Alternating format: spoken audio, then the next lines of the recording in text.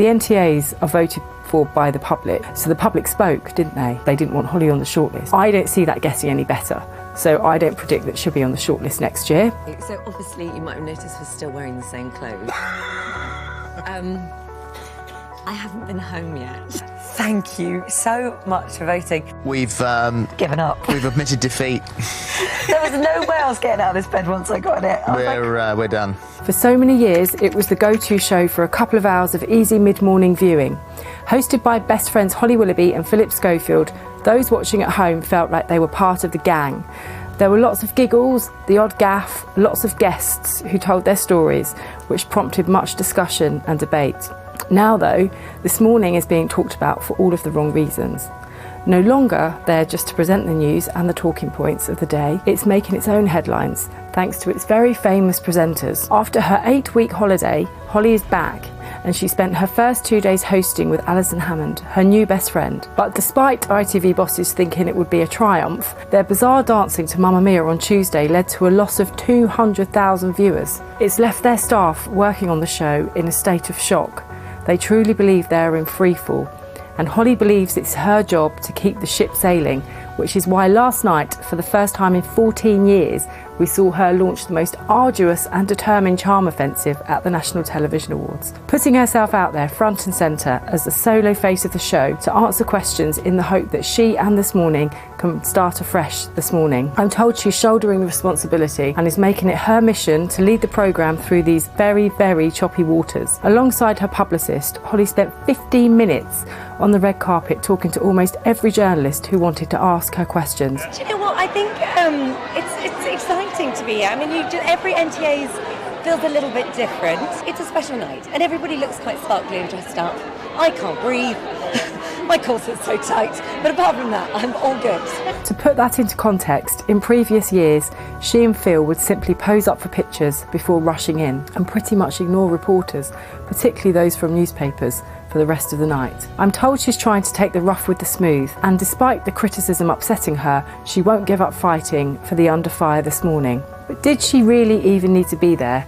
Probably not. She was shunned from the Best Presenter shortlist for the first time in more than 10 years, and This Morning knew that there would be no way they would win Best Daytime Programme following the Schofield scandal, which nearly killed off the show earlier this year. But she did her best.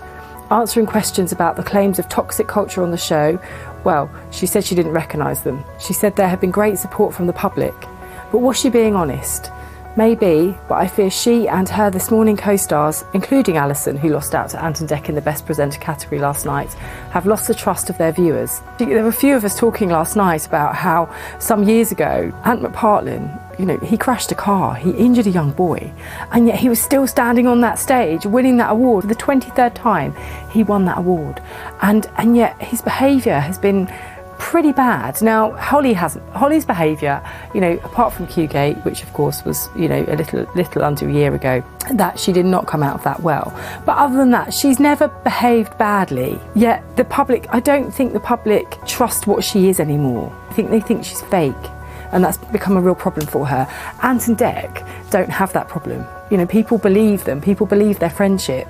And so I think they will continue and continue and continue to rule television. Then, of course, there's Holly's friendship with the popular Alison. She was, of course, confined to the showbiz beat of the show for so many years before she was given the big job. Holly adores her, but whether the viewers do is open to debate.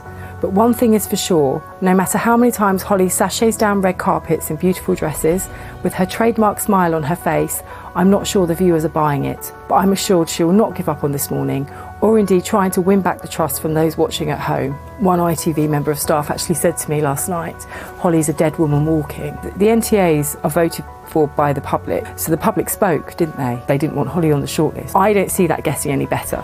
So I don't predict that she'll be on the shortlist next year.